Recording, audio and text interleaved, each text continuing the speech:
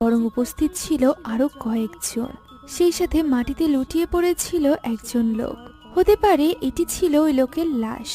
ওই সময় আমরা ওই বাচ্চা মেয়েটির পিছে দাঁড়িয়ে থাকা ওই মহিলার মুখের উপর কোনো এক জিনের হাত দেখতে পাই। আর এর ফলে মহিলাটির যেন কিছু একটা হয়ে যায়। সে সামনে রাখা ওই আয়নার কাছে যায় এবং তার উপরে নিজের রক্ত দিয়ে কিছু সাইন বানায়। সাথে সাথে তার চোখের ভেতর দিয়ে আমরা কোনো এক পোকাকে দেখতে পাই। এখান থেকে দৃশ্য পরিবর্তিত হয় এবং আমরা এই ঘটনার বেশ কয়েক বছর পরের দৃশ্য দেখতে পাই, যেখানে আমরা উইনা নামের একজন মেয়েকে দেখতে পাই। সে গোসলখানায় বাথটাব পরিষ্কার করছিল।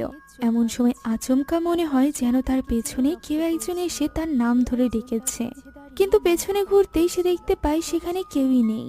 এমন সময় সে লক্ষ্য করে পুরো গোসলখানায় জোকে ভরে গিয়েছে, যেগুলো তার দিকে এগোচ্ছিল। ফলে সে প্রচন্ড ঘাবড়ে যায়। তবে পর মুহূর্তেই দেখা